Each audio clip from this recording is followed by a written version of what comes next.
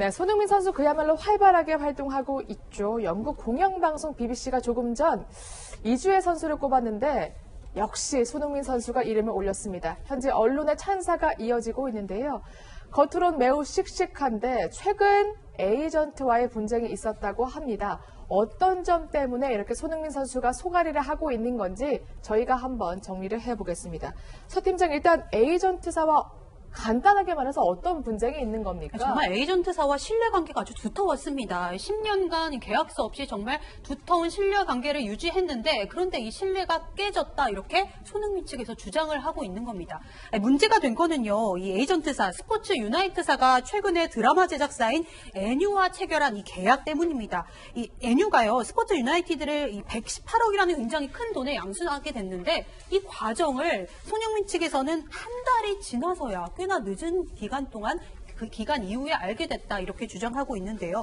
손흥민 측이 당시 유나이트 측에 이렇게 항의를 했다고 합니다.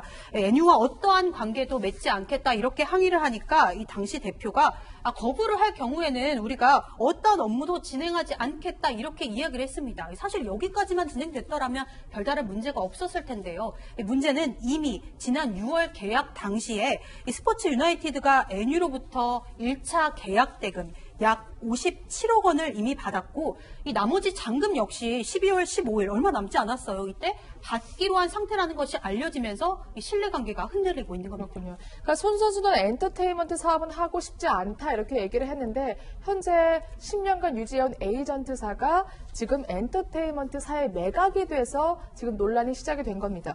근데 지금 내용을 보니까요. 계약서가 있다 없다 처음 시작부터 지금 말이 달라요. 그렇습니다. 10년 동안에 같이 이 계약을 하고 있었는데 계약서가 없다는 측은 네. 손흥민 측에서 뭐라고 하냐면은 계약서 쓴 적이 없고 오로지 신뢰 관계로 해가지고만 유지가 됐기 때문에 계약서 없다는 얘기인데 지금 스포츠 유나이티드는 그 말을 안 하는 거예요. 무슨 말이냐? 계약서가 있다. 계약서가 있는데 한 장짜리 계약서가 있다고 하면서 그거를 뭐 팩스로 보내줬는데 보니까 손흥민 선수의 사인도 들어있고 네. 손흥민 선수 부의 사인도 있는 것 같아요. 물론 그 계약서에 한 장이라는 거예요. 그러니까 그 계약 내용을 보게 되면 한 7줄 정도라고 하니까는 별건 아닌 것 같은데 어쨌든 독점 메인도 계약이 있다고 말했기 때문에 그 서류를 보내줬고 근데 손흥민 측에서는 전혀 아니라고 하거든요. 그렇다고 한다면 계약서가 위조가 됐다든지 아니면은 다른 계약서를 뭐 이렇게 뭐 변제했는지 모르겠지만 네. 아무튼 양측의 주장이 좀 상반된 상황입니다. 그렇죠. 그러니까 에이전트사가 계약서를 위조하지 않았다면 지금 손 선수 측 아버지께서 사인을 하거나 혹은 계약서를 작성하고도 기억을 못했을 가능성,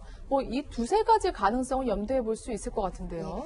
근데 이 계약서 자체에는 네. 지금 이제 스포츠 유나이티드 측에서 말하기는 양쪽 다, 그러니까 손흥민 선수뿐만 아니라 손흥민 선수의 아버지의 사인도 있다 그래요. 그리고 네. 손흥민 선수의 아버지도 사인이 있는 거는 인정하는 것 같아요. 근데 이 계약서를 체결한 건 없지만 나와 우리 아들의 사인이 들어가 있는 건 맞다는 거예요. 이 네. 계약서 계약서 내용은 사실이 아니지만, 그러니까 사인이 우리 사인인 건 맞다는 건데 이런 계약서에 사인한 적은 없다는 거죠. 근데 이런 경우에 지금 그리고 손흥민 선수의 아버지의 주장에 의하면 이 계약서 내용이 7줄이라 그러거든요. 네. 7줄이라고 하는데 지금까지 계약을 해온 걸 보면 이 양측에 구두 계약은 있을 수 있어요. 우리가 네.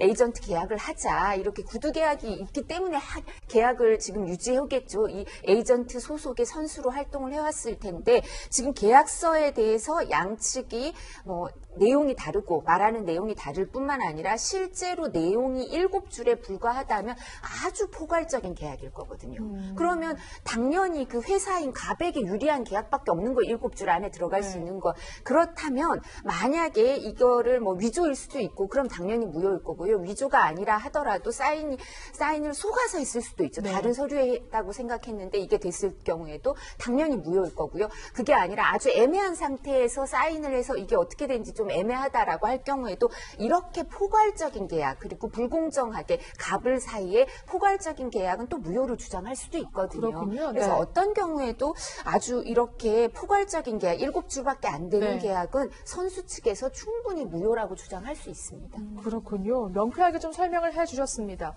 그렇다면 손흥민 선수가 가장 지금 불쾌해하는 건 뭘까요? 바로 그 애뉴 엔터테인먼트라는 회사가 자신의 초상권을 무단으로 사용한 부분이라고 합니다. 그렇죠? 네, 맞습니다. 사실 굉장히 세계적으로 영향력이 있는 스타이기 때문에 내 얼굴이나 이름이 어떻게 사용되는지 역시도 굉장히 예민할 수밖에 없는 부분이거든요. 그런데 지난 12월이었습니다. NU가 여의도의 한 호텔에서 12일 호텔에서 기업 설명회, 투자 설명회를 하면서 소속 선수로 손흥민 씨를 소속 선수로 소개를 한 겁니다. 그러면서 이 손흥민의 출연 광고도 이야기를 했고요. 또 토트넘 구단의 초청 추진 경기 등을 그 영상을 보여줬다고 이렇게 주장하고 있습니다.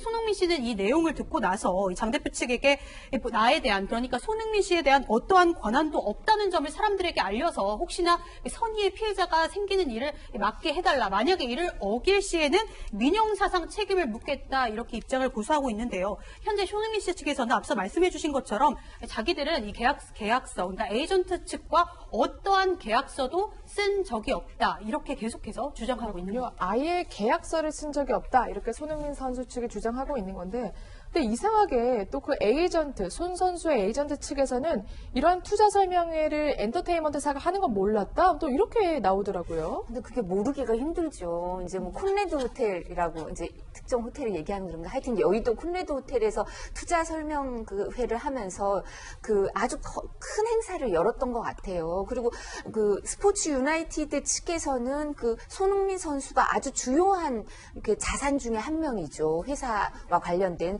계약하고 있는 가장 중요한 선수 중에 한 명인데 그 선수가 활용되고 있다는 걸 몰랐다고 하면 그 모른 데 대해서도 업무를 태만한 거죠, 사실은. 네. 그리고 뿐만 아니라 제가 생각하기에는 이 스포츠 유나이티드 측이 이제 NU 엔터테인먼트와 계약을 체결해서 그 49%에 대해서 뭐 50매덕 이렇게 그 지분 매수 대금, 그 회사 양도 대금을 받았다는 거 아니에요. 그리고 12월 15일 날 나머지 이제 대금도 받는다고 하는데 반 정도는 남아있다고 하는데 이렇다면 제일 중요한 이 회사 매매 대금을 정할 때 네. 가장 중요한 자산 중에 하나가 그 평가 항목 중에 하나가 어떤 선수들이 소속돼 있느냐. 그 중에는 손흥민 선수가 저는 축구 전혀 몰라도 손흥민 선수는 알겠어요. 저조차도. 그러니까 아주 중요한 요소 중에 하나였을 테니까요. 이렇게 전혀 몰랐다. 그리고 이 회사의 일방적인 주장이었다. 이렇게 얘기하는 거는 무책임할 뿐만 아니라 이 부분에 대해서는 뭐 저희가 이제 법률 용어로 선량한 관리자의 주의 의무를 다하지 않았다. 이렇게 볼 여지도 있어서 책임을 피해 나가기 어려울 겁니다. 예. 네.